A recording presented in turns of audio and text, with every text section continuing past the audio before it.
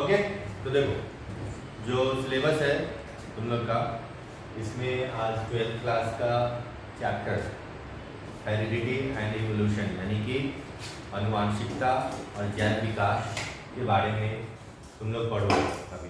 तो इसमें देखिए हो ना, टोटल तुम्हारे जो चैप्टर है 12th में वो 16 चैप्टर है, ठीक। तो 16 चैप्टर है तुम्हारे, उस 16 चैप्टर में ये भी एक काफ़ी इंपॉर्टेंट चैप्टर है। तो इसमें जो बेसिक चीज़ें हैं उसको मैं बताता हूँ। ठीक, पहले तुम लोग जो भी पढ़े हो या नहीं पढ़े हो, ठीक, वो तुम्हें याद है नहीं याद है, सबसे पहले बेसिक चीज़ जानते हैं। तो जो पहला चैप्टर यही है ना कि वंशागति तथा विविधता के सिद्धांत, ठीक, ये तुम्हारा पहला चैप्टर है, हेरिडिटी एंड इट्स प्रिंसिपल या प्रिंसिपल इनहेरिटेंस। ठीक, ये वाला है इनहेरिटेंस ऑफ प्रिंसिपल, जो क्या प्रिंसिपल उसके पढ़ने हैं उसके बारे में जानना है। तो सबसे पहले तुम्हें ये जानना पड़ेगा वंशागति क्या होता है, ठीक, विविधता क्या होता है, सिद्धांत क्या होता है, ये जानना होगा, ठीक। तो वंशागति यानी कि जनरेशन जो चल रहा है, तो इंग्लिश में हिंदी में दोनों में मैं बताऊंगा तुम लोग को। हेरिडिटी सबसे पहले जानना होगा, हेरिडिटी, ठीक, आनुवांशिक, आनुवांशिक, इसके बारे में पता है, जानते हो नहीं जानते हो? नहीं पता है तो एकदम फ्रैंकली बोलोगे कि हाँ सर नहीं पता है मुझे एकदम बेसिक से बताइए, ठीक। तो देखो कुछ चीजें जैसे मैं बताता हूँ, आनुवांशिक यानी कि हेरिडिटी क्या होता है। तो जैसे कि हम सभी, हम जितने भी लोग हैं वो सभी अपने माता पिता के संतान हैं, ठीक, हम सभी माता पिता के संतान हैं। तो जैसे ही बच्चा जब जन्म लेता है, जैसे ही बच्चा जन्म लेता है तो सबसे पहले अंकल हो, आंटी हो या घर के जो बूढ़े सदस्य हो, वो क्या पूछते हैं, क्या सवाल होता है, क्या सवाल होता है बताओ। जब से कोई बच्चा घर में जन्म लेता है तो सबसे पहले क्या सवाल होता है, अरे किस पे गया है, किसके जैसा है, किसके जैसा लग रहा है, ठीक, किस पे गया है, ये चीजें होती है ना। तो उसके बाद तुरंत दिमाग में आता है, कोई बोलेगा कि अरे तो पापा पे गया है, कोई बोलेगा मम्मी पे गया है, कोई बोलेगा नहीं ये दादा पे चला गया, कोई नानी पे चला गया, ठीक, ये चीजें होती हैं। यही है आनुवांशिकता। ये क्या है, आनुवांशिकता, यानी कि वैसे गुण, वैसा कैरेक्टर जो बच्चों को जन्म लेने के बाद जो दिखाई देता है अपने पेरेंट्स से, एक या फोर फादर से, फोर फादर का मतलब होता है पूर्वज, एक दादा दादी, उससे ज़्यादा उससे पहले का जो जनरेशन होता है, इसी को क्या कहते हैं, नहीं आनुवांशिकता कहते हैं, हेरिडिटी कहते हैं, ठीक। तो हेरिडिटी समझ में आ गया, तो आनुवांशिकता समझ में आ गया। अब ये हो गया तुम्हारे दिमाग में कि याद हो गया, अब तुम समझ जाओगे आनुवांशिकता, भूलोगे नहीं। अब इसी को जब एग्जाम में पूछेगा तो तुम्हें परिभाषित करना है। तो एग्जाम में लिखा रहता है ना कि विद्यार्थी यथा अपने ही लैंग्वेज में उत्तर दें। तो अगर बुकिश लैंग्वेज तुम्हारा जो एनसीईआरटी का वो नहीं याद है, मिलता जुलता भी आंसर अगर याद है तो तुम उसको बोल सकते हो, लिख सकते हो। तो आनुवंशिकता के बारे में क्या लिखोगे कि वैसा गुण जो माता पिता से संतान में ट्रांसफर होता है यानी कि स्थानांतरित होता है, उसे क्या कहते हैं, आनुवंशिकता कहते हैं। समझ गए, ठीक। तो इस तरह से बेसिक चीज है। अब दूसरा है विविधता, वेरिएशन, ठीक। दूसरा वर्ड हम लोग जानेंगे वेरिएशन, ठीक, विविधता यानी कि भिन्नता। विविधता का मतलब भिन्नता। फिर उसी पे हम लोग चर्चा करेंगे, जो संतान है उसी पे हम लोग चर्चा करेंगे। तो ये तो हम लोग देख लेते हैं, हाँ कुछ गुण मिल रहे हैं बच्चे में, लेकिन क्या एग्जैक्ट माँ की तरह या पिता की तरह दिखता है बच्चा, नहीं ना, ऐसा तो नहीं है हम जैसे मेरे मम्मी पापा हैं हम सेम कार्बन कॉपी हो जाए, ऐसा तो नहीं है। अंतर आया तो जो अंतर दिखाई देता है उसको भिन्नता विविधता कहते हैं, ठीक। तो संतान में जो अंतर आया उसको क्या कहेंगे, विविधता या भिन्नता कहेंगे, ठीक। और दोनों को मिला देंगे, इस दोनों को जब हम मिला दिए तो सब्जेक्ट बना जेनेटिक्स।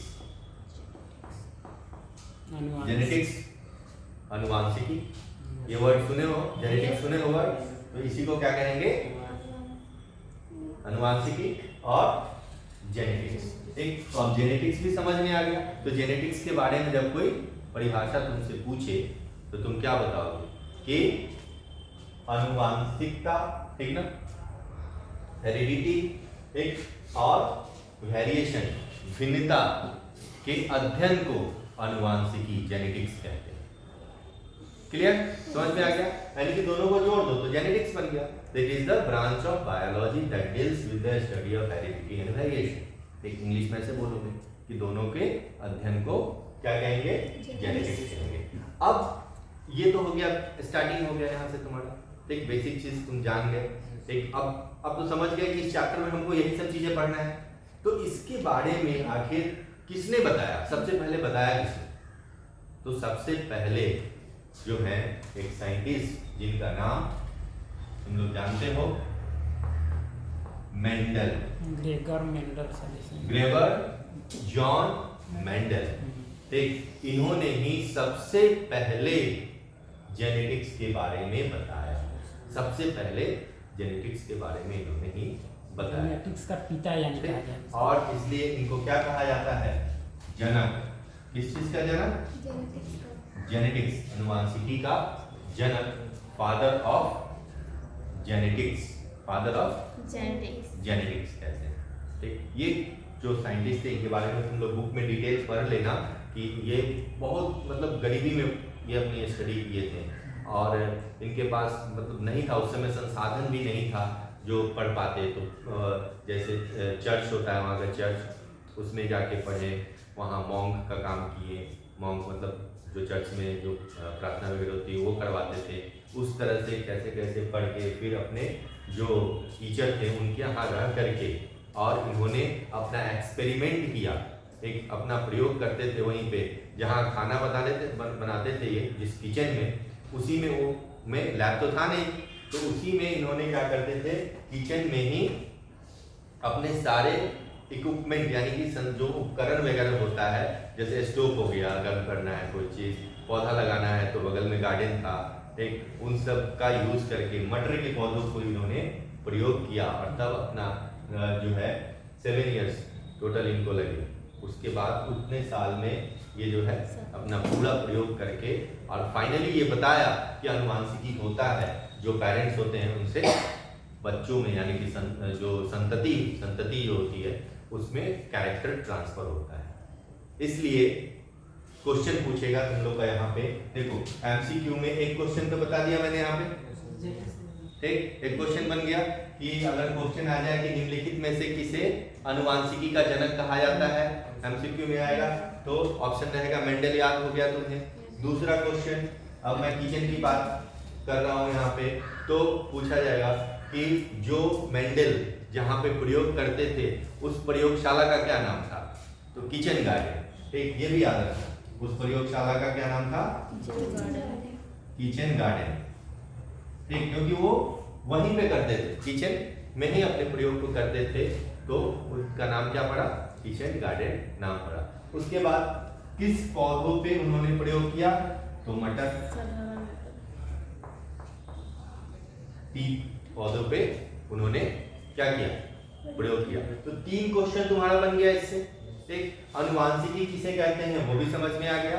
यहाँ पे 3 एमसीक्यू क्वेश्चन भी तुम्हारे यहाँ पे तैयार हो गए। ठीक, यहाँ पे समझ में आ गया।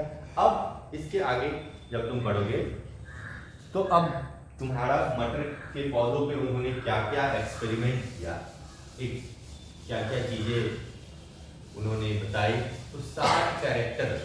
अब ये भी एक क्वेश्चन पूछता है कि मटर के पौधों का कितने गुण उन्होंने लिया, कितने कैरेक्टर को उन्होंने लिया, तो कितने कैरेक्टर को लिया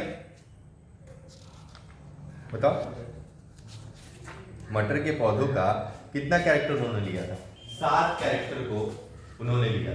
7 कैरेक्टर। एक 7 जो कैरेक्टर का मतलब समझते हो, गुण, 7 गुण के पौधों को मटर के जो पौधे हैं उनके 7 गुणों को उन्होंने देखा था।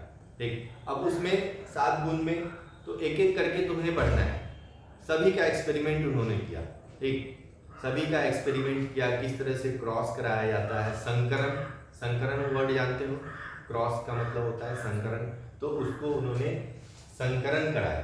ठीक, अब ये चीजें थोड़ा टेक्निकल होगी, तुम लोग को समझने में हो सकता है थोड़ा सा टाइम लगे, तो इसको कैसे आप समझोगे वो मैं बताता हूँ। 3 लॉ उन्होंने क्या दिया कि 3 सिद्धांत। अब सिद्धांत की चर्चा हम लोग करेंगे, ये दोनों चीज तो समझ गए, तो अब सिद्धांत के बारे में हम लोग चर्चा करेंगे कि कौन कौन से सिद्धांत उन्होंने दिया।